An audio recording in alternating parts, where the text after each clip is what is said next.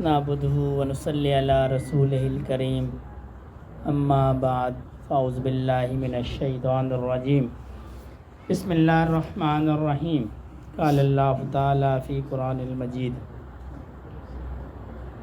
یا ایھا الذین آمنوا اذکروا اللہ ذکرا کثیرا وقال النبی صلی اللہ علیہ وسلم ان فی الجسد مضغۃ اذا صلحت صلح الجسد كله وإذا فسدت فسد الجسد كله ولا وهي القلب او كما قال عليه الصلاة والسلام۔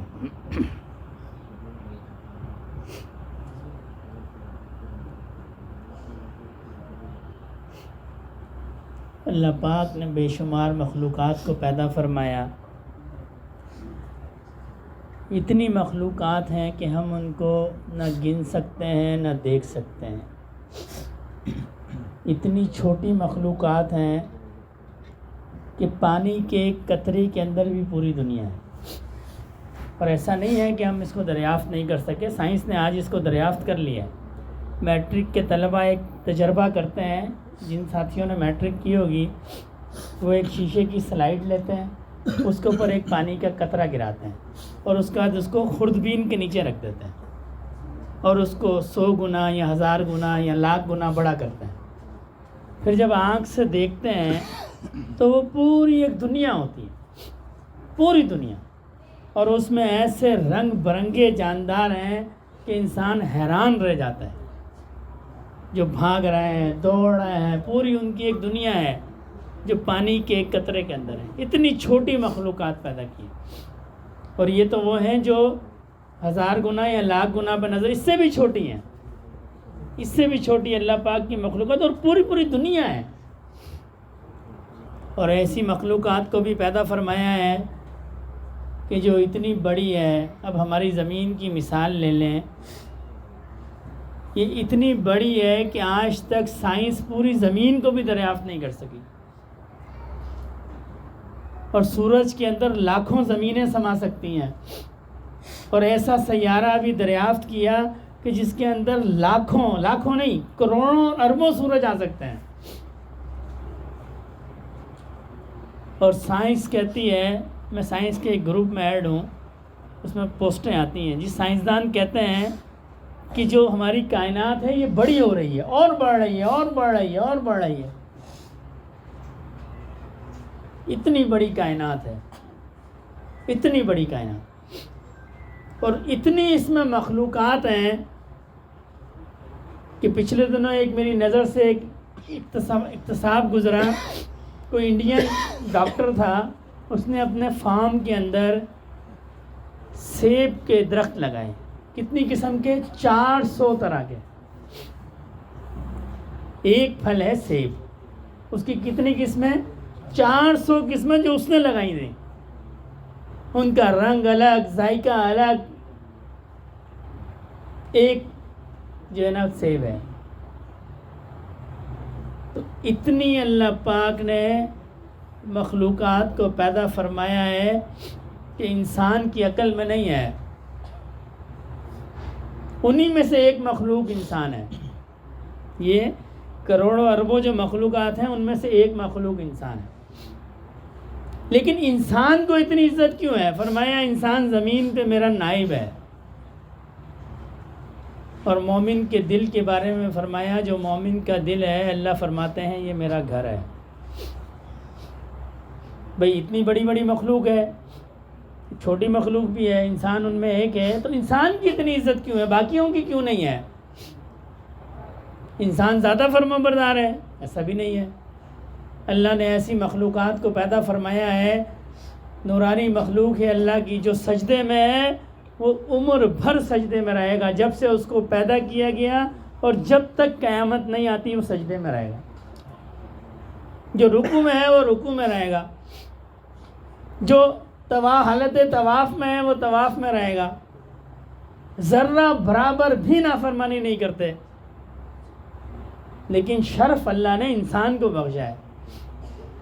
کس کو؟ مجھے اور آپ کو، باقی مخلوقات کو نہیں بخشا۔ سب مخلوق کو اللہ نے انسان کے تابع بنایا ہے۔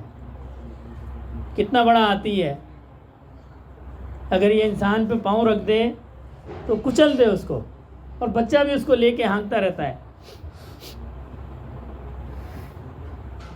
یہ کیا فرق ہے؟ اتنا جو عزت اور پروٹوکول ہے صرف انسان کے لیے کیوں ہے؟ اس کی ایک وجہ ہے. وہ وجہ کیا ہے کہ اللہ نے اس مخلوق کو اپنی یاد کے لیے پیدا کیا، کسی اور مخلوق کو اپنی یاد کے لیے نہیں پیدا کیا. صرف انسان، وما خلقت الجن والانس الا لیعبدون، ہم نے انسانوں اور جنوں کو اپنی عبادت کے لیے پیدا کیا. یہ جو ہمیں شرف ہے، یہ جو ہمیں عزت ہے، یہ اس لیے ہے کہ اللہ نے ہماری تخلیق کا مقصد اپنی عبادت کو فرمایا. تو عزت ہماری نہیں ہے، اللہ کے نام کی ہے. یہ قوت ہماری نہیں ہے، اللہ کے نام کی ہے. ورنہ تو باقی مخلوقات ہم سے زیادہ طاقت رکھتی ہیں، ہم سے زیادہ قد کاٹ رکھتی ہیں. لیکن عزت ہمیں اس لیے ہے کہ اللہ نے ہمیں اپنی عبادت کے لیے پیدا کیا ہے. یہ عزت اللہ کے نام کی ہے. اور پھر جو شخص جتنا اللہ کا نام لیتا ہے، جتنا اللہ کو راضی کرتا ہے، اللہ اس کی عزت کو بڑھاتے چلے جاتے ہیں. جو عام انسان ہے اس کو بھی اللہ نے ایک مقام دیا ہے. وہ کہتا ہے نا، ہمارے علماء فرماتے ہیں کہ رحمت عامہ تو اس کے اوپر بھی ہے. وہ جو زمین پہ چلتا ہے، وہ کھاتا ہے، پیتا ہے، یہ اس رحمت کی وجہ سے ہے نا. حالانکہ مسلمان نہیں ہے، اللہ کو مانتا نہیں ہے، لیکن پھر بھی کھا رہا ہے، پھر بھی اس کو رزق مل رہا ہے، پھر بھی وہ صحت مند ہے، پھر بھی اس کو مال ملتا ہے، اولاد ہوتی ہے، اس کی ایک معاشرے میں ایک مقام ہوتا ہے، حالانکہ ایمان نہیں ہے اس کے پاس. تو یہ کیسے ممکن ہے؟ یہ اللہ کی رحمت عامہ سے ممکن ہے. جب تک اگر اللہ کی رحمت عامہ اس پہ نہ ہو تو انسان کی کوئی اہمیت نہیں ہے. ایک بادشاہ تھا، عباسی حکمران. اس کو کسی چغل خور نے چغلی لگائی کہ فلاں ایک شخص ہے، نیک آدمی تھا کوئی، یہ آپ کے بارے میں ایسا ایسا کہتا ہے.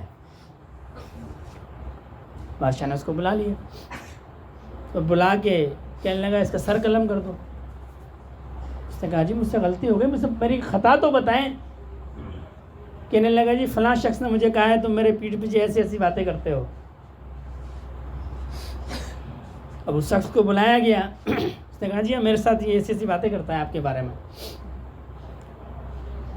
تو انہوں نے کہا بادشاہ سے کہ آپ میری ایک آخری آپ سے درخواست کہہ لیں، آخری خواہش کہہ لیں، وہ پوری کر دیں. بادشاہ نے کہا کیا؟ کہنے لگے اس شخص سے ایک حلف دلوائیں، ایک وعدہ دلوائیں. کیا وعدہ؟ اس کو کہیں کہ اگر میں جھوٹا ہوا تو مجھ پہ اللہ کی رحمت اٹھ جائے. یہ اپنی زبان سے کہہ دے کہ اگر تو میں سچا ہوں، یہ ایسا ہی کہتا ہے تو ٹھیک ہے، اور اگر میں جھوٹا ہوا تو مجھ سے اللہ کی رحمت اٹھ جائے. بادشاہ نے کہا بھائی کہو. اس نے کہا جی یہ تو معمولی کلمات ہیں. اس نے کہہ دیا جی میں سچا ہوں، اور اگر میں جھوٹا ہوا تو مجھ سے اللہ کی رحمت اٹھ جائے. اب یہ جو شخص تھے، یہ اللہ والے تھے، یہ کہنے لگے بادشاہ سلامت مجھے 3 دن کی مہلت دے دیں، مجھے قید میں ڈال دیں، 3 دن بعد آپ میری گردن اڑا دیں. بادشاہ نے کہا ٹھیک ہے، جیل میں ڈال دیں. وہ شخص وہاں سے گیا اور گھر پہنچنے سے پہلے مر گیا. بادشاہ کو اطلاع دی گئی، بڑا حیران ہوا. ان کو بلایا، کہنے لگا جی تمہیں کیسے یہ یقین تھا کہ یہ مر جائے گا؟ کہنے لگے بادشاہ سلامت اس لیے کہ دنیا میں ہر انسان اللہ کی رحمت کے سہارے چلتا ہے. اس نے اپنے آپ کو اللہ کی رحمت سے بری و ذمہ کر دیا، دور کر دیا. تو اب وہ جی نہیں سکتا تھا. دنیا میں جو فرد بھی کرتا ہے، چلتا ہے، پھرتا ہے، کھاتا ہے، یہ اللہ کی رحمت سے کھاتا ہے. اگر اللہ کی رحمت نہ ہو تو سوال ہی پیدا نہیں ہوتا ہے بندہ اللہ کا نافرمان ہو اور اس کو روٹی مل جائے. یہ رحمت ہے نا اللہ کی. بندہ نافرمانی بھی کرتا ہے، اللہ اس کو پھر بھی روٹی دیتا ہے، کھاؤ روٹی. اور بعض اوقات تو عزت بھی ملتی ہے، شہرت بھی ملتی ہے، مال بھی ملتا ہے، اور وہ شاید یہ سمجھتا رہتا ہے کہ جی میں ٹھیک ہوں اس لیے مجھے یہ مل رہا ہے، میں ٹھیک ہوں اس لیے مجھے یہ نعمتیں مل رہی ہیں. اگر میں خراب ہوتا، مجھ میں کوئی مسئلہ ہوتا، مجھ میں کوئی بیماری ہوتی، مجھ میں کوئی عذر والی چیز ہوتی تو مجھے یہ نعمتیں نہیں ملتی. حالانکہ ایسا معاملہ نہیں ہے، معاملہ اس کے الٹ ہے. ایک صحابی نبی کریم صلی اللہ علیہ وسلم کے گھر تشریف لائے، گھر والی سے کہنے لگے مجھے پانی پلاؤ. اب گھر والی فرما بردار تھی، وہ پانی لے کے آئی، یہ تھکے ہوئے تھے، یہ سو گئے۔ رات کے کسی پر آنکھ کھلی تو دیکھا وہ گھر والی پانی لے کے ویسے ہی کھڑی ہوئی ہے۔ بڑی خوشی ہوئی جی، اتنی فرما بردار بیوی۔ کہنے لگے مانگو کیا مانگتی ہو تم مجھ سے، جو تمہاری خواہش ہے تم مانگو۔ وہ کہنے لگی اگر آپ نے میری خواہش پوری کرنی ہے تو آپ مجھے طلاق دیں۔ پریشان ہو گئے کہ بھئی یہ کیا بات ہوئی، کوئی اور مانگو۔ کہا نہیں کچھ اور نہیں، اگر آپ نے میری خواہش پوری کرنی ہے تو مجھے آپ طلاق دیں۔ کہنے لگے پھر صبح نبی کریم صلی اللہ علیہ وسلم کی خدمت میں جائیں گے، اپنا معاملہ ان کے سامنے رکھیں گے، اگر انہوں نے فرمایا تو ٹھیک ہے۔ پھر جب صبح ہوئی، اب گھر والی بھی چلی، یہ بھی ساتھ چلے۔ جب گھر سے نکلے تھوڑی دور چلے تو ان کے پاؤں پہ ٹھوکر لگی تو پاؤں سے خون نکلا۔ گھر والے کہنے لگی بس مجھے آپ سے طلاق نہیں چاہیے، آپ واپس چلیں۔ کہنے لگی کیا ہوا؟ کہنے لگے کیا ہوا؟ کہنے لگی بات یہ ہے کہ جب سے میں آپ کے گھر پہ آئی میں نے نہ کوئی دکھ دیکھا، نہ کوئی تکلیف دیکھی، نہ کوئی پریشانی دیکھی، مجھے یہ خوف پیدا ہوا کہ ایسا نہ ہو اللہ آپ سے ناراض ہوں۔ ہم اس کے الٹ سمجھتے ہیں نا، ہم سمجھتے ہیں جس کو نہ کوئی دکھ ہے، نہ کوئی تکلیف ہے، نہ کوئی پریشانی ہے، وہ بڑا اللہ کا محبوب بندہ ہے۔ ایسا نہیں ہے، جو اللہ کا محبوب ہوگا اللہ اس کو آزمائیں گے، اس پہ دکھ بھی آئے گا، اس پہ پریشانی بھی آئے گی، اس پہ تکالیف بھی آئیں گی۔ کہنے لگی اب مجھے ضرورت نہیں ہے۔ جب آپ کے پاؤں پہ ٹھوکر لگی تو میں سمجھ گئی کہ ایسا نہیں ہے، آپ پہ بھی اللہ کی رحمت ہے، پریشانی آ گئی ہے۔ تو انسان کی جو عزت ہے یہ اللہ کے نام سے۔ جو بندہ جتنا اللہ کا نام لیتا ہے، جتنا اللہ کو یاد کرتا ہے، اللہ اس کے مقامات کو بلند کر دیتا ہے، اس کی عزت اتنی بڑھا دیتے ہیں، اس کا مقام اتنا بڑھا دیتے ہیں۔ دنیا والوں کے سامنے اس کا جو بھی مقام ہو، اللہ کے نزدیک مقام بڑھ جاتا ہے، معاملہ بڑھ جاتا ہے۔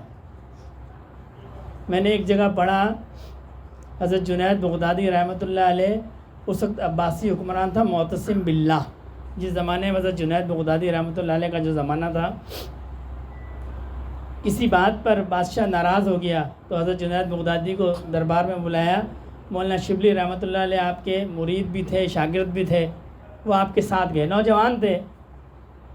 تو بادشاہ نے آپ کو بڑا برا بلا کہا، جنید بغدادی رحمۃ اللہ کا ایسا ہے اور ویسا ہے اور ویسا ہے۔ تو بادشاہ کا جو قالین تھا اس پہ شیر کی تصویر بنی ہوئی تھی۔ جب بادشاہ نے کچھ زیادہ سخت باتیں کی تو حضرت شبلی رحمۃ اللہ علیہ سے برداشت نہیں ہوئی، مرید تھے، غصہ آیا تو انہوں نے اس شیر کی طرف غور سے دیکھا۔ وہ شیر مجسم ہو گیا اور مجسم ہو کے اس نے بادشاہ پہ حملہ کرنے کی کوشش کی۔ اب بادشاہ کا رخ دوسری طرف تھا تو حضرت جنید بغدادی نے اس شیر کو غور سے دیکھا اور دوبارہ تصویر بن گیا۔ پھر گفتگو چلتی رہی، پھر جب ان کو غصہ آیا پھر انہوں نے شیر پہ توجہ کی، پھر مجسم ہو گیا۔ اب دوسری دفعہ بادشاہ نے دیکھ لیا۔ جب بادشاہ نے دیکھ لیا تو وہ ڈر گیا، کہنے لگا جی مجھ سے غلطی ہو گئی۔ تو حضرت جنید بغدادی نے فرمایا آپ ڈرے نہیں، آپ ڈرے نہیں، یہ نوجوان ہے، اس کو پتہ نہیں ہے، آپ وقت کے حاکم ہیں، ہم نے آپ کے ہاتھ پہ بیعت کی ہے، آپ نے جو کہنا ہے آپ کھل کے کہیں۔ تو اللہ عزت کو بڑھا دیتے ہیں۔ ہم اللہ کو یاد کریں گے، اللہ کی محبت ہمارے دل کے اندر آئے گی، ہماری عزت بڑھ جائے گی۔ یہ عزت جو ہے، یہ مقام، یہ صرف اللہ کے نام کا مقام ہے اور کچھ بھی نہیں ہے۔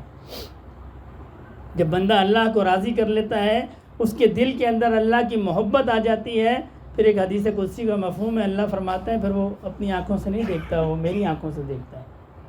میں اس کی زبان بن جاتا ہوں، میں اس کے ہاتھ بن جاتا ہوں، میں اس کے کان بن جاتا ہوں، پھر وہ میری آنکھوں سے دیکھتا ہے۔ اور حدیث شریف میں مومن کی بصیرت سے بچو، وہ اللہ کے نور سے دیکھتا ہے۔ یہ نور حاصل کیسے ہوتا ہے؟ جس نور سے مومن دیکھتا ہے، یہ نور کیسے حاصل ہوتا ہے؟ یہ اللہ کے ذکر سے حاصل ہوتا ہے۔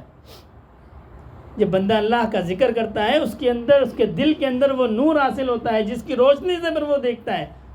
بہت سارے ہمیں بزرگوں کے واقعات ملتے ہیں نا، کہ بعض ایسی باتیں بتا دیتے ہیں جو بظاہر اس وقت نافذ نہیں ہوئی ہوتی، یہ غیب کا علم نہیں ہوتا ہے،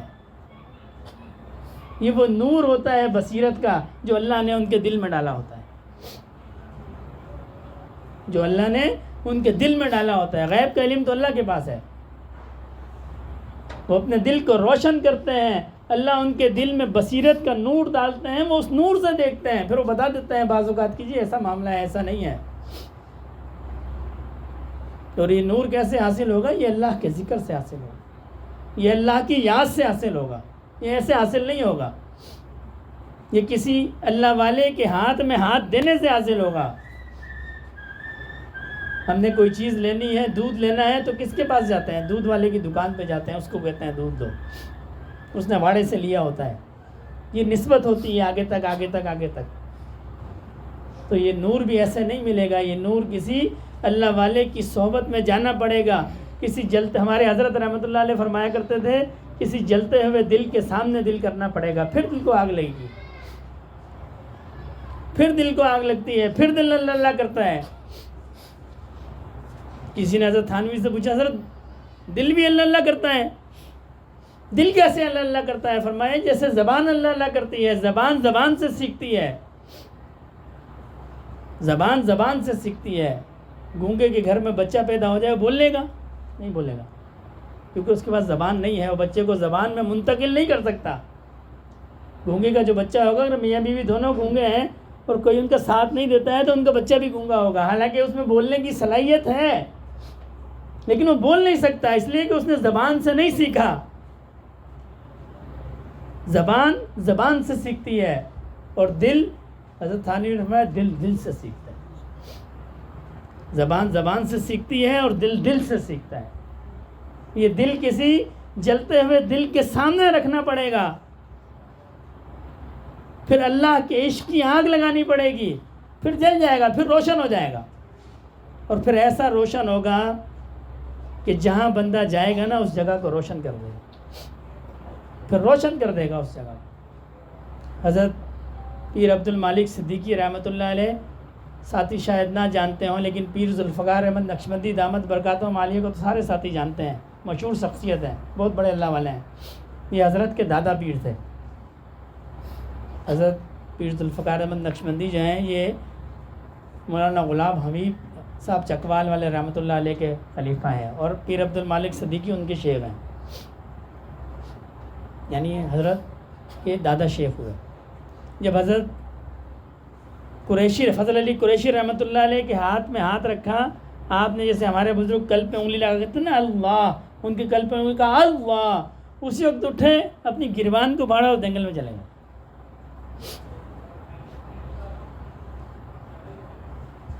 اور وہاں پہ جو ساتھی مسکین پور شریف گئے ہیں، وہاں ایک چوک آتا ہے، اس چوک کا کیا نام ہے، چوک پرمٹ، تو وہاں کونے میں بیٹھ گئے، وہاں ہندوؤں کا قافلہ گزرتا تھا، ہندوؤں آبادی ہوگی۔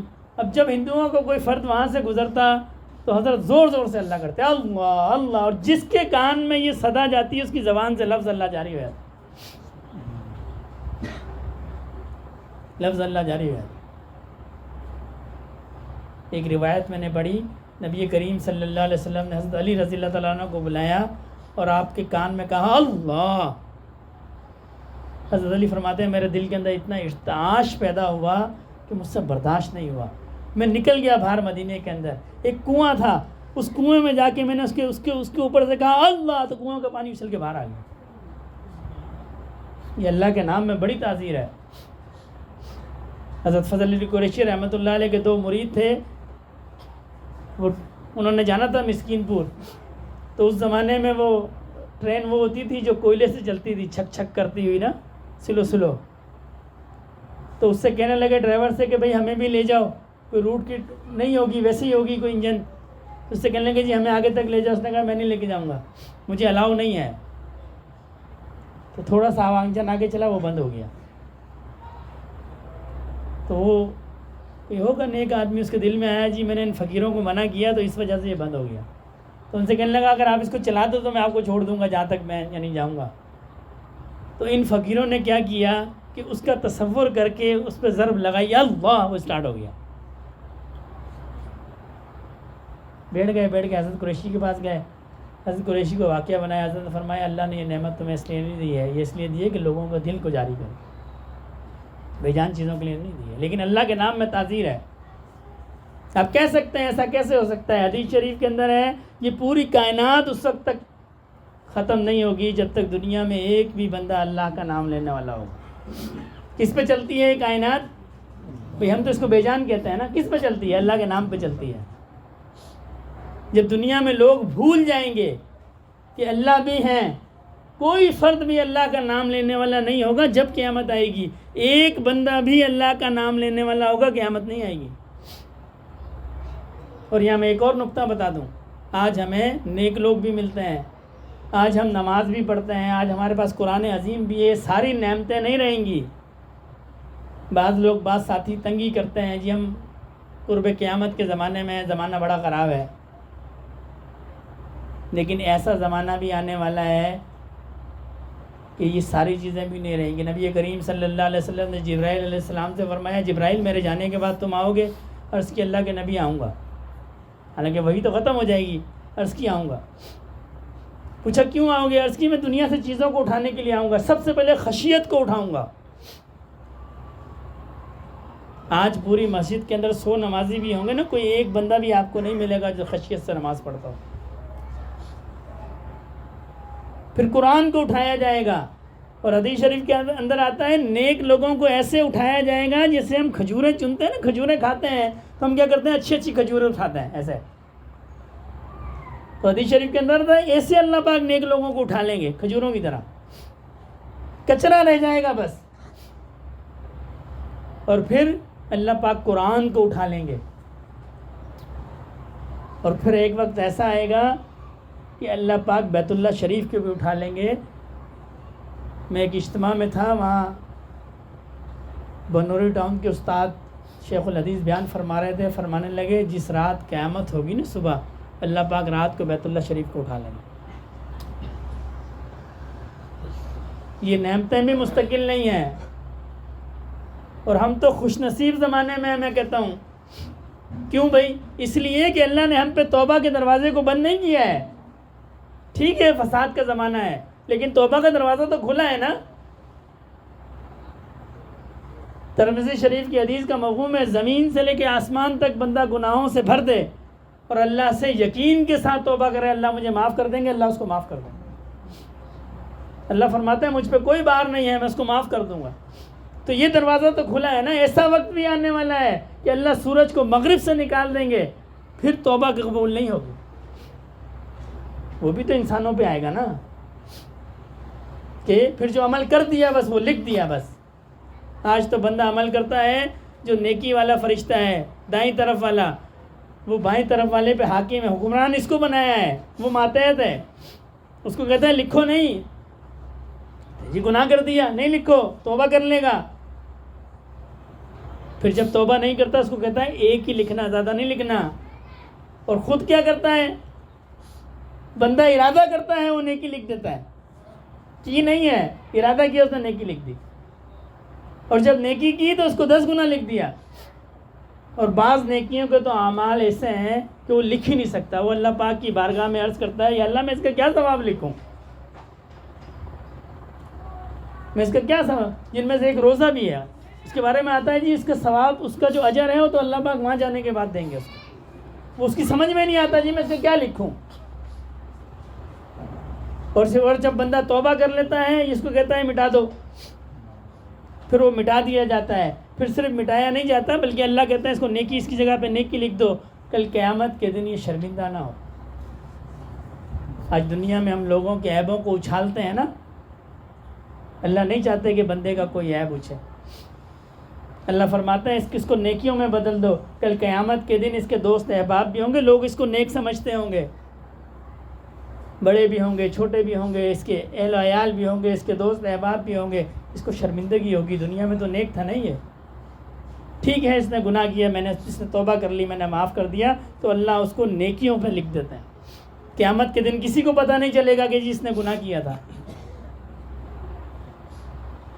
تو اللہ کی تو اتنی رحیم ذات ہے، اور انسان کی عزت جو ہے یہ اللہ کے ذکر سے ہے، یہ اللہ کی یاد سے۔ اور صرف عزت نہیں ہے بلکہ حدیث شریف کا مفہوم ہے کہ جو اللہ کا ذکر کرتا ہے وہ زندہ ہے، جو ذکر نہیں کرتا وہ مردہ ہے۔ یعنی زندگی کا دار و مدار بھی اللہ کے ذکر پہ ہے۔ ہم سمجھتے ہیں زندگی کا دار و مدار نفس کے چلنے پہ، یہ نفس جو ہماری چلتی ہے اس پہ زندگی کا دار و مدار ہے، ایسا نہیں ہے۔ زندگی کا دار و مدار انسانیت کا دار و مدار، انسان ہونے کا معیار یہ نفس پہ نہیں ہے، یہ اللہ کے ذکر پہ ہے۔ احمد علی لاہوری رحمۃ اللہ علیہ ایک بزرگ گزرے ہیں، بڑے اللہ والے تھے۔ کسی بازار کے اندر گئے تو کوئی مجذوب کونے میں بیٹھا تھا، حضرت سے کہنے لگا، پہچان لیا، کہنے لگا احمد علی یہ انسان کہاں پر بستے ہیں؟ انہوں نے عرض کی کہ حضرت یہ سارے انسان ہیں، یہ بازار بھرا ہوا ہے، سارے انسان ہیں۔ تو اس مجذوب نے ایک نظر حسرت سے دیکھا اور پھر حضرت سے فرمایا کہ واقعی احمد علی یہ انسان ہے۔ احمد علی لاہوری رحمۃ اللہ علیہ فرماتے ہیں جب میں نے مجمع کی طرف نظر کی ان میں ایک بھی انسان نہیں۔ حدیث شریف کا روایات میں آتا ہے جب بندہ گناہ کرتا ہے اللہ اس کی صورتوں کو مسخ کر دیتا تھا۔ بنی اسرائیل میں ایسے ہی ہوتا تھا نا، یہ تو نبی کریم صلی اللہ علیہ وسلم کی رحمت ہے، ورنہ جو شخص جس گناہ میں مبتلا ہوتا ہے اس کا باطن میں وہی صورت بن جاتی ہے۔ یہ تو نبی کریم صلی اللہ علیہ وسلم کی رحمت کی وجہ سے اللہ نے آپ کو رحمت بنا کے وجہ ہماری ظاہری صورت نہیں بدلتی، ورنہ بنی اسرائیل میں بدل جاتی تھی۔ تو حضرت فرماتے ہیں میں نے دیکھا ایک بھی انسان نہیں ہے، کوئی کتا ہے، کوئی سور ہے، کوئی بلا ہے، کوئی کچھ ہے۔ وہ ان کی نگاہ کا اثر تھا۔ تھوڑی دیر بعد جب یہ اثر زائل ہوا تو حضرت نے جب پلٹ کے دیکھا تو وہ جا چکے تھے۔ پھر حضرت ایک شعر پڑھا کرتے تھے، بندے تو ہیں سارے مگر ان کا کون ہے، بندے تو ہیں سارے مگر ان کا کون ہے، ہزاروں میں نہیں لاکھوں میں کوئی ایک ہے، ہزاروں میں نہیں لاکھوں میں کوئی ایک ہے۔ اللہ کا بندہ تو لاکھوں میں کوئی ایک ہوتا ہے، وہ تو حضرت کا زمانہ تھا، اب تو کروڑوں میں کوئی ایک ہوتا ہوگا۔ بڑا مشکل ہے اللہ کا بندہ بننا۔ ہاں لبادہ اوڑھنا ٹھیک ہے، ہم جیسے لوگ بھی اب نیک ہو گئے ہیں، یہ بھی کسی حد تک ٹھیک ہے۔ جب بندہ کسی کی نقل کرتا ہے اللہ نیک لوگوں کی نقل کو پسند کرتا ہے۔ سامری جادوگر جو ہے جو مقابلے میں موسیٰ علیہ السلام کے مقابلے میں آئے تو کس حلیے میں آئے؟ موسیٰ علیہ السلام کا حلیہ بنا کے آئے اور سارے مسلمان ہو گئے۔ اللہ پاک نے ان کو نعمت دے دی۔ موسیٰ علیہ السلام نے عرض کی کہ یا اللہ فرعون جس کے لیے بات ہی معاملہ فرعون سے شروع ہوا تھا وہ مسلمان نہیں ہوا، اور یہ جو لڑنے مجھ سے آئے تھے یہ آپ نے سارے مسلمان کر دیے۔ فرمایا تمہارا حلیہ بنا کے آئے تھے، تمہاری نقل کر کے آئے تھے، یہ تمہاری نقل کر کے آئے تھے، اس نقل کی برکت سے اللہ نے ان کو ایمان کی نعمت دی۔ یہ ہماری نمازیں کیا ہیں؟ یہ نقل ہے نا، یہ ہماری عبادات کیا ہیں؟ نقل ہے، اصل نہیں ہے یہ۔ اگر کوئی سمجھتا ہے جی میری نماز اصل ہے تو اس کی غلط فہمی ہے، یہ تو نقل ہے۔ لیکن اگر نقل بھی بندہ کرے تو بھی کامیاب ہے، اس نیت سے یا اللہ میں اصل تو نہیں کر سکتا، جیسی نماز مجھے پڑھنی چاہیے ویسی نہیں، میں تو نقل کرتا ہوں، آپ کے حبیب کی میں نقل کرتا ہوں بس۔ اس نیت سے بندہ نماز پڑھے گا اللہ اس کو قبول کر لے۔ تو نقل کرتا رہے، اللہ کو یاد کرتا رہے جب تک کہ اس کو موت کا فرشتہ آ کے نہیں کہہ دیتا کہ چلو تم میرے ساتھ۔ اور یہ سب کے ساتھ یہ معاملہ پیش آنا۔ اس زندگی میں عزت کا معیار بھی اللہ کا نام ہے، اس زندگی میں کامیابی کا معیار بھی اللہ کا نام ہے۔ تو جو بندہ اللہ کے نام کو دل میں بسا لیتا ہے اللہ اس کو عزت بھی دیتے ہیں اور اس کو وہ نور ہو جاتا ہے۔ ہم کہتے ہیں نا فلاں اللہ والا آیا تھا اور ایسا ہو گیا۔ حضرت قریشی رحمۃ اللہ علیہ کسی گاؤں کے اندر تشریف لے گئے تو گاؤں میں ماحول ایسا ہوتا ہے کہ عام طور پر درختوں کے نیچے چارپائیاں ہوتی ہیں، تو ایک درخت کے نیچے ساتھیوں نے چارپائی بچھا دی تو حضرت نے وہاں قیام کیا۔ تو ساتھیوں سے کہنے لگے کہ اس جگہ پر اللہ کی خاص رحمت ہے۔ تو کسی بوڑھے نے عرض کی کہ حضرت یہاں پہ بابا فرید رحمۃ اللہ علیہ نے قیام فرمایا۔ جو بندہ اللہ کو راضی کر لیتا ہے اللہ اس کے بیٹھنے کی جگہ کو رحمت بنا دیتے ہیں، اس کے اٹھنے کی جگہ کو رحمت بنا دیتے ہیں، اس کی زبان کو رحمت بنا دیتے ہیں، اس کی گفتگو لوگوں کے لیے رحمت بن جاتی ہے، یہاں تک کہ اس کی خاموشی لوگوں کے لیے رحمت بن جاتی ہے، گفتگو تو دور کی بات ہے۔ حضرت باقی باللہ رحمۃ اللہ علیہ کا نام سنیں اور حضرت مجدد علی ثانی رحمۃ اللہ علیہ کا، اتنے بڑے بزرگ ہیں کہ بر صغیر ہند و پاک کے اندر حضرت مجدد علی ثانی رحمۃ اللہ علیہ کے پائے کا کوئی نقشبندیہ میں بزرگ نہیں ہے۔ اور آپ کے جو شیخ تھے یہ واز بھی نہیں کرتے تھے، خاموش رہتے تھے. اللہ نے ان کی خاموشی میں ایسی برکت رکھی کہ ان کے مرید جو ہے مجدد ثانی رحمۃ اللہ علیہ کی شکل میں تیار ہوئے.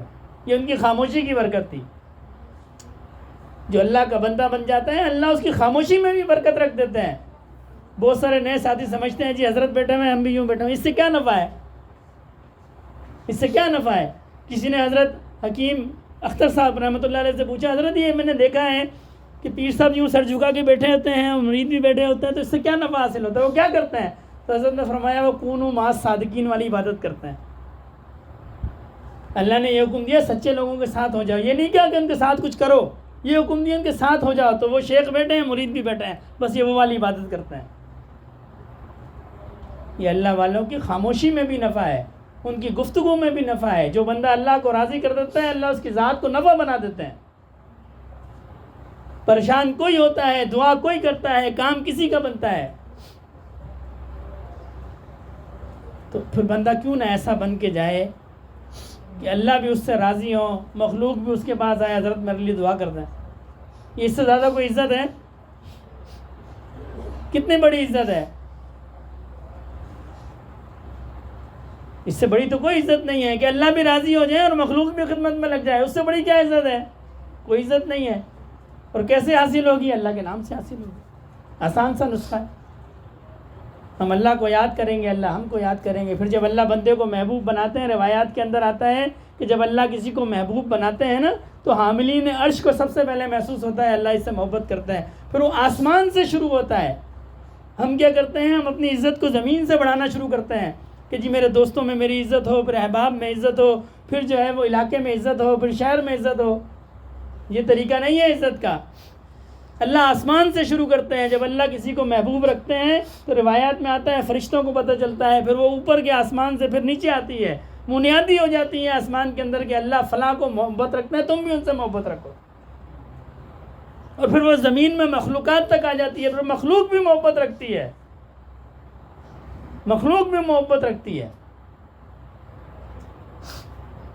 سادہ سی حدیث شریف کے اندر ہے نا، جب کوئی نیک بندہ قبر کے اندر جاتا ہے تب قبر اس کو کہتی ہے تو نے زندگی بڑی مشکل سے گزاری ہے، اب تو میرا انعام دیکھ. جب تو میری پیٹھ کے اوپر تھا بڑا تنگ تھا، لوگوں نے بڑا پریشان کیا، اب تو میرے پیٹ میں آیا ہے تو میرا انعام دیکھ. اور روایت میں آتا ہے تا حد نگاہ کھل جاتی ہے. یہ مخلوق کی محبت ہے نا. اور جو فاسق فاجر اور کافر جاتا ہے اس کو کہتی ہے میں بڑا تنگ تھی، اب تو آئیے دیکھ میں تیرے ساتھ کیا کرتی ہوں. اور روایت میں آتا ہے یوں اس کے اندر دھس جاتی ہے. تو اللہ مخلوقات میں محبت کو پیدا کر دیتے ہیں. ہم کہتے ہیں جی ہماری اولاد ہماری بات نہیں سنتی. بھئی کیوں نہیں سنتی اولاد تمہاری بات؟ ہمارے دادا جی رحمۃ اللہ علیہ کی خدمت میں ایک بندہ آیا، کہنے لگا جی میری اولاد میری بات نہیں مانتی. تو دادا جی اسے فرمانے لگے بھائی نماز پڑھتے ہو؟ اس نے کہا جی کبھی کبھی پڑھ لیتا ہوں. تو حضرت نے فرمایا کبھی کبھی تو تمہاری اولاد بھی تمہاری بات مان لیتی ہوگی. ہم اللہ کی نافرمانی کرتے ہیں، ہماری سگی اولاد ہماری بات نہیں مانتی، مخلوق تو دور کی بات ہے. حضرت سعد بن ابی وقاص کی کسی معرکے میں گئے تو جنگل میں قیام کیا. صحابہ کرام نے عرض کی کہ حضرت یہاں پہ درندے ہیں بہت، جانور بہت ہیں جو موذی ہیں. آپ نے فرمایا ایک رکا لے کے آؤ. رکے پہ لکھا کہ جی یہ نبی کریم صلی اللہ علیہ وسلم کے غلاموں کی بستی ہے، جتنے ہیں سب باہر نکل جائیں. تو کہتے ہیں جی اس کے بعد وہاں کوئی موذی جانور نہیں بچا. غالباً حضرت ابو موسیٰ رضی اللہ تعالیٰ عنہ کا واقعہ ہے، آپ کو کہیں امیر بنایا گیا، اب طبیعت کے نرم تھے تو ڈکیتیاں بڑھ گئیں. کسی نے کہا جی ڈکیتیاں ہوتی ہیں رات میں، چوریاں ہوتی ہیں. آپ بندوبست فرمائے. آپ نے کہا جی رکا لے کے آؤ. اس رکے پہ لکھا ایک رکا، خط لکھا کس کو؟ جنگل کے درندوں کو، کہ جی عشاء کے بعد تمہیں کوئی بندہ نظر آیا اس کو چیڑ پھاڑ کر دو. اور کہا اس کو جنگل میں جا کے لگا دو. کہتے ہیں جی عشاء کے بعد شیر ان گلیوں میں گھوما کرتے تھے. یہ فوج ہے، یہ عزت ہے. حضرت عمر بن عاص مصر کے گورنر بنے. حضرت عمر کو خط لکھا کہ خلیفۃ الرسول یہاں ایک رسم ہے، دریائے نیل جو ہے وہ چلتا نہیں ہے جب تک اس کو لڑکی پیش نہ کرو. آپ مجھے اجازت دیں، کیا کرنا ہے مجھے؟ تو آپ نے جواب میں ان کو بھی یہ خط لکھا اور دریائے نیل کو بھی یہ خط لکھا. دریائے نیل کو خط لکھا اللہ کے حکم سے چلتے چلو ورنہ عمر کو ضرورت نہیں ہے, اور ان کو خط لکھا میرے اس رکے کو دریا کے اندر ڈال دو. وہ آج تک بند نہیں ہوا. یہ عزت ہے نا بھائی. یہ کیا چار دوست میری عزت کر لیں, میرے سامنے پیچھے جائیں تو مجھ سے برا کوئی نہ ہو, یہ کیا عزت ہوئی؟ عزت تو وہ ہے جو اللہ مخلوق کے دل میں ڈالتے ہیں, پھر بندوں کے دل میں بھی ڈالتے ہیں. شیخ الہند رحمۃ اللہ علیہ کے پاس CID کا انسپکٹر آیا, کہنے لگا جی مجھے انگریز گورنمنٹ نے بھیجا ہے کہ آپ کا ذریعہ معاش تو ہے نہیں, آپ تو مسجد کے خادم ہیں, امام ہیں, اور اتنا بڑا مدرسہ کیسے چلاتے ہیں؟ آپ کو کہیں یعنی دشمن سے آپ کو مدد ملتی ہے. تو میں نے کہا جی آپ کے سامنے آپ دیکھ لیں. سارا تلاشی لی, چیک ویک کیا. بھئی آپ کے پاس کہاں سے آتا ہے؟ کہنے لگے کہ اللہ دیتے ہیں. جب جانے لگا تو حضرت سے ہاتھ ملا اور حضرت کی مٹھی میں کچھ پیسے رکھے. حضرت نے فرمایا بھئی یہ پیسے کیوں؟ کہنے لگے جی میرا دل کرتا ہے میں آپ کی خدمت کروں. تو حضرت نے فرمایا میں نے تو آپ سے پہلے ہی کہا تھا بھائی اللہ دیتا ہے, اللہ دل کے اندر ڈالتا ہے. یہ ایسی محبت ہے, یہ ایسا تعلق ہے جو بندہ اللہ کا ہو جاتا ہے ساری مخلوق اس کی ہو جاتی ہے. اور بڑا آسان ہے, اس میں کوئی مشکل نہیں ہے. یہ شیطان کا دھوکہ ہے, وہ کہتا ہے جی ان جیسا بننا, نیک لوگوں جیسا بننا بڑا مشکل کام ہے. کوئی مشکل کام ہے, بڑا آسان کام. سارے کام چلتے ہیں, ملازمت بھی چلتی ہے, گھر بھی چلتا ہے, اولاد بھی چلتی ہے, دوست احباب بھی, کوئی چیز نہیں چھوٹتی ہے, سب چیزیں چلتی ہیں, لیکن صراط مستقیم پہ چلتی ہیں, سیدھی ہو کے چلتی ہیں. چلتی سب ہیں, کوئی چیز نہیں رکتی, سب چلتی ہیں. شیطان کا دھوکہ ہے یہ چھوٹ جائے گا, وہ چھوٹ جائے گا, کچھ بھی نہیں چھوٹے گا. بلکہ جب بندہ اللہ کا نام لیتا ہے اللہ اس کو ویسے ہی عزت دے دیتا ہے. دوست بھی جڑ جاتے ہیں, احباب بھی جڑ جاتے ہیں, رشتہ دار بھی جڑ جاتے ہیں, اور اللہ بھی راضی ہو جاتا ہے. دعا فرمائیں اللہ پاک عمل کی توفیق عطا فرمائیں, صالحین کی صحبت عطا فرمائیں. تمام ساتھی 3 دفعہ استغفار, 10 دفعہ درود شریف, 10 دفعہ تیسرا کلمہ, 11 دفعہ سورہ اخلاص اور 1 دفعہ سورہ فاتحہ. استغفر اللہ.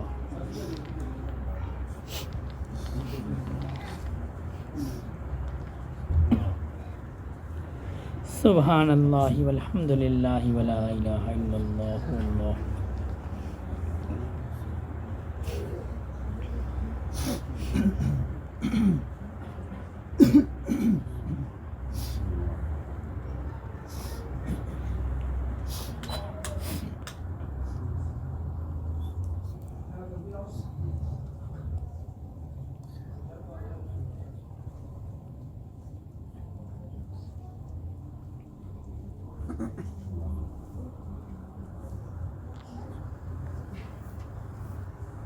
صلی اللہ علیہ طٰہٰ و بارک وسلم.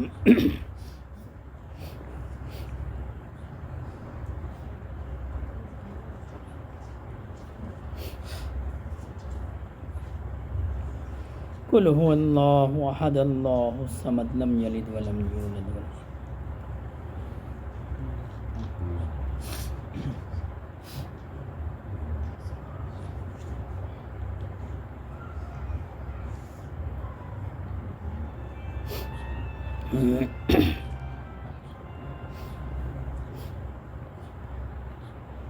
الحمد للہ رب العالمین الرحمن الرحیم مالک یوم الدین ایاک نعبد و ایاک نستعین اہدنا الصراط المستقیم صراط الذین انعمت علیہم غیر المغضوب علیہم ولا الضالین. الحمد للہ رب العالمین والصلاۃ والسلام علی سید المرسلین. یا اللہ پاک جو پڑھا گیا اس کا ثواب نبی کریم صلی اللہ علیہ وسلم کی بارگاہ عالیہ میں پیش فرمائیے. آپ کے طفیل جملہ صحابہ کرام, سلسلہ عالیہ نقشبندیہ کے جملہ شیوخ و الزام, خصوصاً میرے دادا رحمۃ اللہ علیہ کے نامہ اعمال میں داخل فرمائیے. یا اللہ پاک اس کا ثواب جملہ مسلمان مردوں اور عورتوں, زندہ اور مردہ, سب کے نامہ اعمال میں داخل فرمائیے. اللہم صلی علی سیدنا مولانا محمد صلاۃ تنجینا بہا من جمیع الاحوال والآفات وتقضی لنا بہا جمیع الحاجات وتطہرنا بہا من جمیع السیئات وترفعنا بہا عندک اعلی الدرجات وتبلغنا بہا اقصى الغایات من جمیع الخیرات فی الحیاۃ وبعد الممات انک علی کل شیء قدیر. سبحان ربک رب العزۃ عما یصفون وسلام علی المرسلین والحمد للہ رب العالمین. آمین.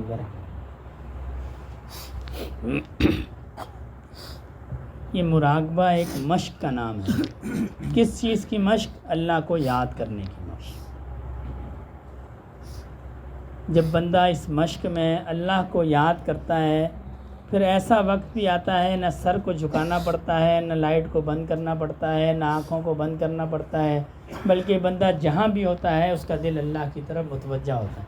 یہ جو مراقبے کا طریقہ ہے یہ بزرگوں کی محنتوں کا نچوڑ ہے کہ اس طریقے سے جب کیفیت حاصل ہوتی ہے بندے کا اللہ سے تعلق بنتا ہے، پھر وہ آہستہ آہستہ ایسا پختہ ہوتا ہے کہ بندہ بازار میں ہوتا ہے، لوگ سمجھتے ہیں جی یہ مجھ سے گفتگو کر رہا ہے، یہ تو کھانا کھا رہا ہے، یہ تو دکان چلا رہا ہے، یہ تو ملازمت کر رہا ہے، لیکن اس بندے کو پتہ ہوتا ہے کہ اس کا دل اللہ کی یاد میں مگن ہے. یہ ایسا تعلق پیدا ہو جاتا ہے. تو کوشش یہ کرنی ہے کہ جتنی دیر بھی مراقبہ ہو، 10 منٹ، 15 منٹ، آدھا گھنٹہ، 1 گھنٹہ، کوشش یہ کرنی ہے کہ اپنی توجہ دل کی طرف رہے اور دل کی توجہ اللہ رب العزت کی ذات کی طرف رہے. اس دھیان کے ساتھ بیٹھیں کہ میرا دل جو ہے یہ اللہ کے سامنے ہے، میں اللہ کے سامنے ہوں اور اللہ کی محبت میرے دل کے اندر آ رہی ہے، میرا دل روشن ہو رہا ہے. یہ نہیں ہے کہ خیالات نہیں آئیں گے. وہ جب خیالات ختم ہوتے ہیں وہ کافی مشق کے بعد ختم ہوتے ہیں، جس کو ایک کیفیت کہتے ہیں استغراق کی کیفیت. جو ساتھی پرانے ہیں جن کو اللہ نے یہ نعمت دی ہے وہ پھر جب سر جھکاتے ہیں خیالات کو ایک دفعہ رفع کرتے ہیں، دوبارہ خیال نہیں آتا ہے، ان کا دل اللہ کی یاد میں مگن ہو جاتا ہے. لیکن ہر ساتھی کو یہ نعمت حاصل نہیں ہوتی اور شروع میں تو بالکل نہیں ہوتی. شروع میں تو خیالات آتے رہتے ہیں، گھر کے خیالات، کسی چیز کے خیالات، کسی چیز کے خیالات. تو یہ نہ بندہ سمجھے کہ جی یہ خیالات آتے ہیں تو مجھے کوئی نفع نہیں ہے. ایسا نہیں ہے، نفع اس کو پھر بھی ہے، لیکن خیال کے پیچھے بھاگنا نہیں ہے. کوشش یہ کرنی ہے کہ جب بھی خیال آئے اس کو رفع کر کے اپنے دل کو اللہ کی طرف متوجہ کر لے. 10 بار بھی دھیان ٹوٹے کوئی بات نہیں، پھر اللہ کی طرف متوجہ کر لے، پھر اللہ کی طرف متوجہ کر لے. شروع میں مشکل ہوگی لیکن آہستہ آہستہ جب اللہ کی رحمت اس کی طرف متوجہ ہوگی تو معاملہ آسان ہو جائے گا. اگر خیال زیادہ تنگ کریں زبان کو تالو کے ساتھ لگا کے سانس کو روک لیں، جتنی دیر روک سکتے ہوں. جب سانس کو روکیں گے خیال ختم ہو جائے گا. تسبیح چلائی جائے گی، نہ فرض ہے، نہ واجب ہے، نہ سنت ہے. صرف بزرگوں کا طریقہ ہے کہ خیالات اس طریقے سے بھٹکتے نہیں ہیں، تسبیح کی آواز پہ یکسو رہتے ہیں. تو تسبیح کی آواز پہ یہ تصور رکھنا ہے کہ یہ تسبیح کی ٹک ٹک نہیں ہے، یہ میرے دل کی دھڑکن ہے اور یہ کر رہی ہے اللہ اللہ اللہ.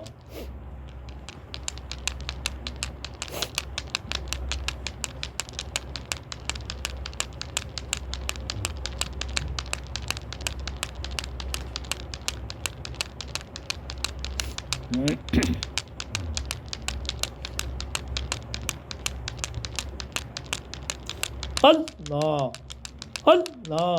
اللہ.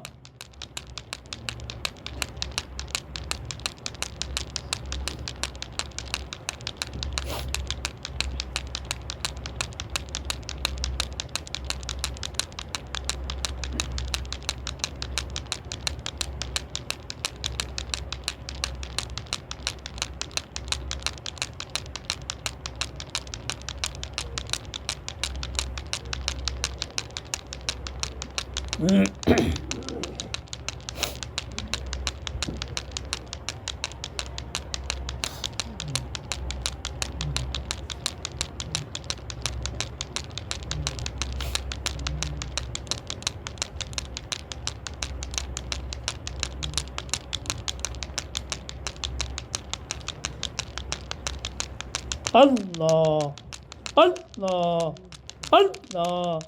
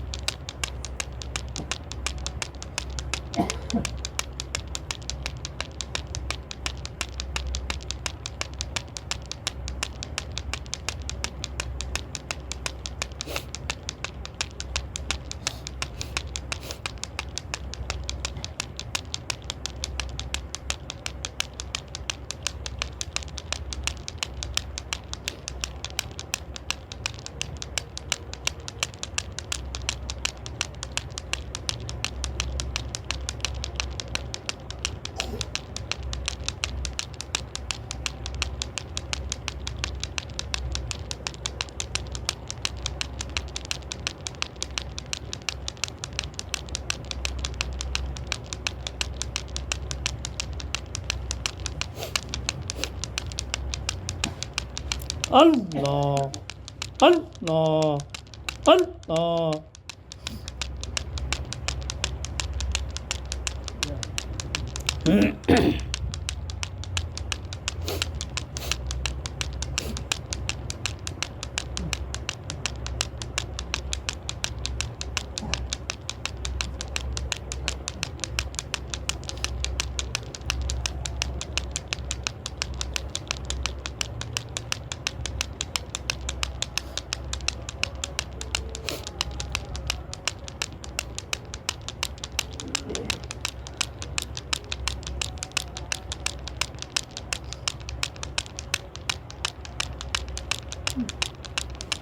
اللہ اللہ اللہ. گناہوں پہ میں نے جو دن تھے گزارے، پشیماں میں ان پہ جو لمحے تھے سارے.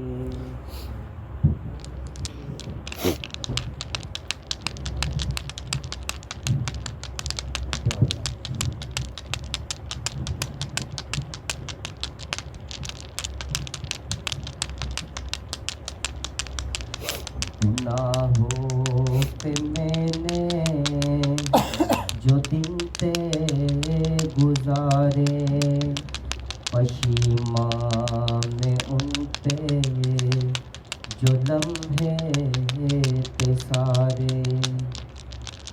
وہ شہرت وہ طاقت وہ دنیا کی دولت، وہ چھٹتے گئے مجھ سے سارے سہارے. وہ شہرت وہ طاقت وہ دنیا کی دولت، وہ چھٹتے گئے مجھ سے سارے سہارے. میری میں نے مجھ کو مسلسل گرایا، سمجھ میں نہ پایا وہ آپ کے اشارے. گناہوں پہ میں نے جو دن تھے گزارے، پشیماں میں ان پہ جو لمحے تھے سارے. پھنسا ہوں گناہوں کی دلدل میں ایسے، گناہ مجھ سے چھٹتے نہیں ہیں یہ سارے. پھنسا ہوں گناہوں کی دلدل میں ایسے، گناہ مجھ سے چھٹتے نہیں ہیں یہ سارے. میں ظلمت میں ڈوبا رہا ہوں مسلسل، خدایا بچا لے لگا دے کنارے. گناہوں پہ میں نے جو دن تھے گزارے، پشیماں میں ان پہ جو لمحے تھے سارے. میرا نفس میرا ہے دشمن الہی، گناہوں پہ مجھ کو یہ پل پل ابارے. میرا نفس میرا ہے دشمن الہی، گناہوں پہ مجھ کو یہ پل پل ابارے. میرا زور شیطان پہ چلتا کہاں ہے، مسلسل خدایا یہ بندہ ہی ہارے. گناہوں پہ میں نے جو دن تھے گزارے، پشیماں میں ان پہ جو لمحے تھے سارے۔ میں دنیا کے رنگوں میں یوں کھو گیا ہوں، بڑے مجھ کو لگتے ہیں منظر وہ پیارے، یہ فاروق بے بس کھڑا آپ کے در پر، مدد کو تجھے ہی یہ بندہ پکارے۔ گناہوں پہ میں نے جو دن تھے گزارے، پشیماں میں ان پہ جو لمحے تھے سارے۔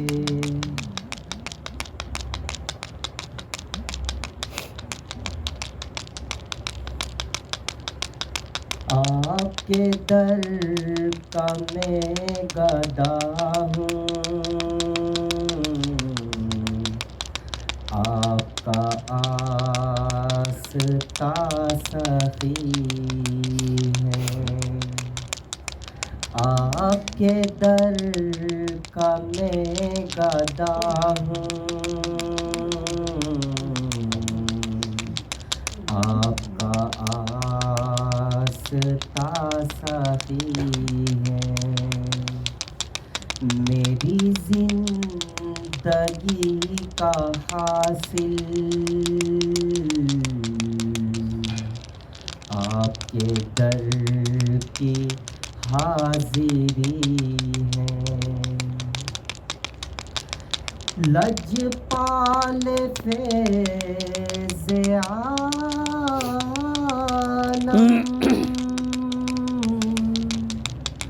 آپ کا فیض ہے جہاں میں، آپ کے ہر حکم پہ قربان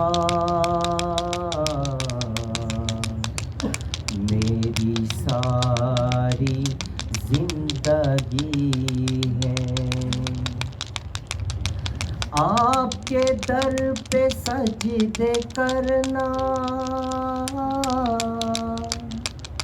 آپ کو یاد کر کے رونا،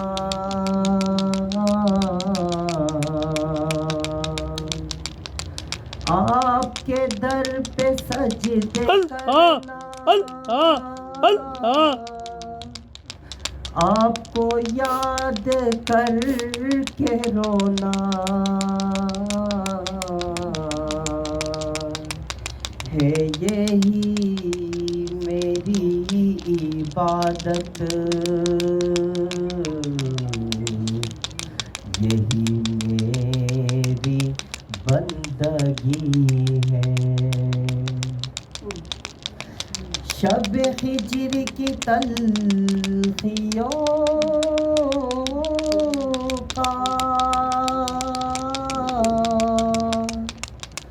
کوئی میرے دل سے پوچھے،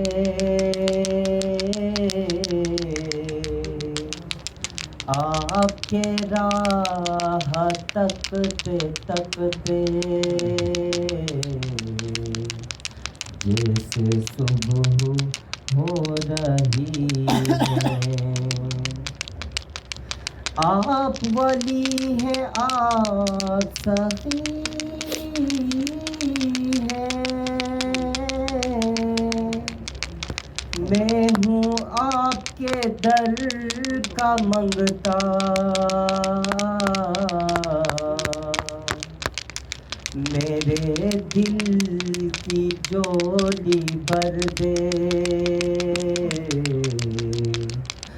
آپ کے پاس کیا کمی ہے، میرے دل کی جولی بھر دے، آپ کے پاس کیا کمی ہے؟ یہ سخی کے پر خطا ہوں،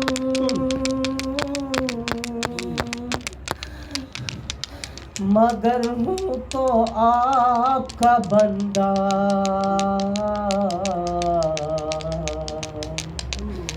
یہ سخی کے پر خطا ہوں، مگر ہوں تو آپ کا منگتا، مجھے جس طرح نبھالے آپ کی مرضی اور خوشی ہے، آپ کے در کا میں گدا ہوں، آپ کا آستہ سخی ہے، میری زندگی کا حاصل آپ کے در کی حاضری ہے۔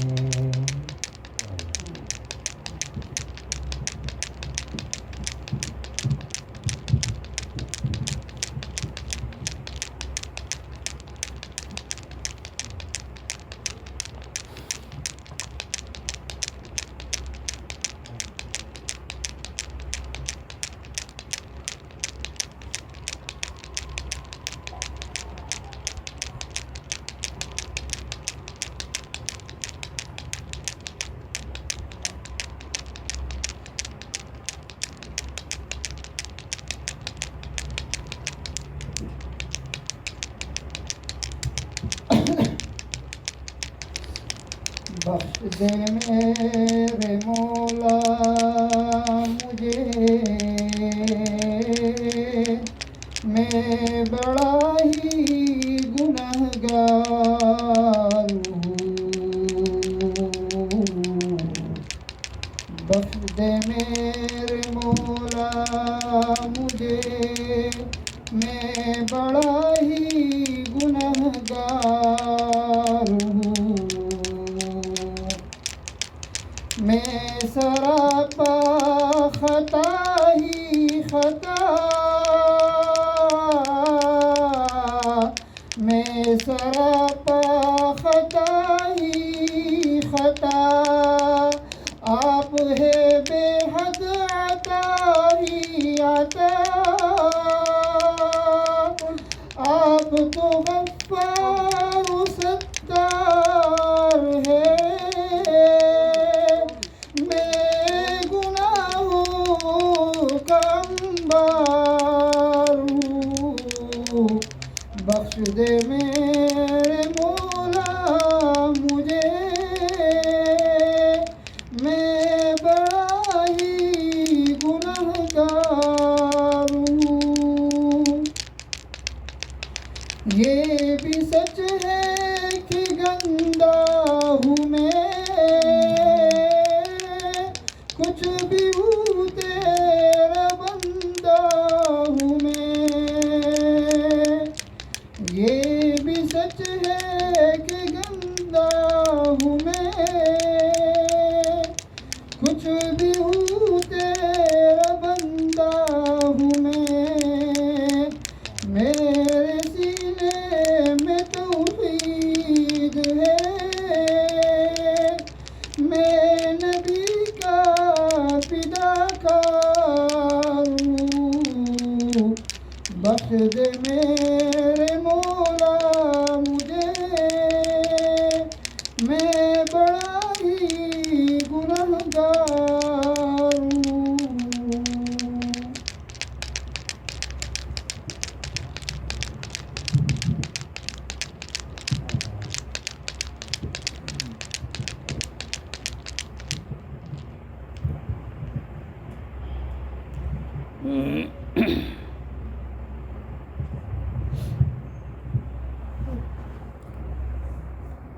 اللہ اللہ اللہ.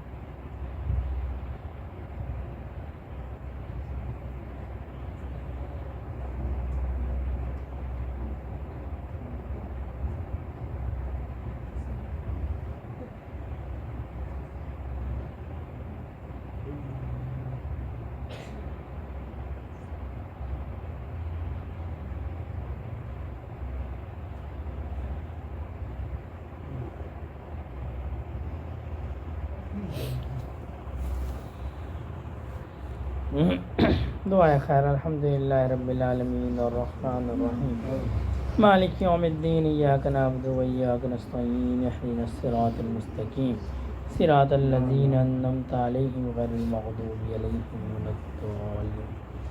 ربنا ظلمنا انفسنا وان لم تغفر لنا وترحمنا لنكونن من الخاسرین. ربنا لا تؤاخذنا ان نسینا واخطانا. ربنا ولا تحمل علينا إصرا كما حملته على الذين من قبلنا. ربنا ولا تحملنا ما لا طاقة لنا به واعف عنا واغفر لنا وارحمنا أنت مولانا فانصرنا على القوم الكافرين. ربنا لا تزغ قلوبنا بعد إذ هديتنا وهب لنا من لدنك رحمة إنك أنت الوهاب. ربنا هب لنا من أزواجنا وذرياتنا قرة أعين واجعلنا للمتقين إماما. ربنا آتنا في الدنيا حسنة وفي الآخرة حسنة وقنا عذاب النار. اللهم إنا على ذكرك وشكرك وحسن عبادتك. اللهم إنك عفو تحب العفو فاعف عنا. اللهم حاسبني حسابا يسيرا. اللهم حاسبني حسابا يسيرا. اللهم اغفر لنا قبل الموت وارحمنا عند الموت ولا تعذبنا بعد الموت ولا تحاسبنا يوم القيامة إنك على كل شيء قدير. یا اللہ پاک رضا کی حالت میں موت عطا فرمائیے. رضا والی زندگی عنایت فرمائیے. یا اللہ پاک ہم سے جو گناہ ہو گئے اعلانیہ ہوں یا خفیہ ہوں بڑے ہوں یا چھوٹے ہوں اپنی رحمت سے تمام گناہوں کو معاف فرمائیے. یا اللہ پاک نبی کریم صلی اللہ علیہ وسلم کے دین پہ چلنے کی توفیق عطا فرمائیے. یا اللہ پاک دنیا میں بھی عزت عطا فرمائیے, قبر میں بھی عزت عطا فرمائیے, حشر میں بھی عزت عطا فرمائیے. یا اللہ پاک اپنی یاد کی توفیق عطا فرمائیے. یا اللہ پاک ہم سب کے قلوب کو اپنی یاد سے منور فرمائیے. یا اللہ پاک روز محشر نبی کریم صلی اللہ علیہ وسلم کے دست اقدس سے حوض کوثر کا پیالہ نصیب فرمائیے. یا اللہ پاک جو بیمار ہیں ان کو صحت عطا فرمائیے, جو تنگ دست ہیں ان کی تنگ دستی کو دور فرمائیے, جو قرض میں مبتلا ہے غیب کے خزانوں سے ان کا قرض ادا فرمائیے. یا اللہ پاک جو اولاد کی نعمت سے محروم ہے نیک صالح اولاد عطا فرمائیے. یا اللہ پاک جو اولاد نرینہ کی نعمت سے محروم ہے نیک صالح وارث عطا فرمائیے. یا اللہ پاک ہمارے جو بڑے اس دنیا سے چلے گئے ان کی قبور کو جنت کے باغوں میں سے باغ بنائیے. جو حیات ہیں ہمیں ان کی خدمت کرنے کی توفیق عطا فرمائیے. یا اللہ پاک جہاں جہاں بھی دین کا کام ہو رہا ہے یا اللہ پاک اس کو قبول فرمائیے. یا اللہ پاک ہمارے مساجد کی, ہمارے مدارس کی, ہماری خانقاہوں کی, ہمارے دینی مراکز کی حفاظت فرمائیے. یا اللہ پاک ہمارے اکابرین کی عمروں میں برکتیں عطا فرمائیے. یا اللہ پاک نبی کریم صلی اللہ علیہ وسلم کی امت جہاں جہاں بھی مظلومیت کی زندگی گزار رہی ہے یا اللہ پاک غیب سے ان کی نصرت فرمائیے. یا اللہ پاک ہم سب پہ رحم فرمائیے. حاضرین مجلس کی ہر قسم کی جائز اور شرعی حاجات کو پورا فرمائیے. یا اللہ پاک آپ کے بندے آپ کی یاد کے لیے جمع ہوئے ہم سب کے قلوب کو اپنی یاد سے منور فرمائیے. یا اللہ پاک ہماری حاجات آپ جاننے والے ہیں, غیب سے ہماری حاجات کو پورا فرمائیے. اللہم صلی علی سیدنا مولانا محمد صلاۃ تنجینا بہا من جمیع الاحوال والآفات وتقضی بہا جمیع الحاجات وتطہرنا بہا من جمیع السیئات وترفعنا بہا عندک اعلی الدرجات وتبلغنا بہا اقصى الغایات من جميع الخيرات في الحياة وبعد الممات إنك على كل شيء قدير. سبحان ربك رب العزة عما يصفون وسلام على المرسلين والحمد لله رب العالمين. آمين برحمتك يا أرحم الراحمين. آمين يا رب العالمين.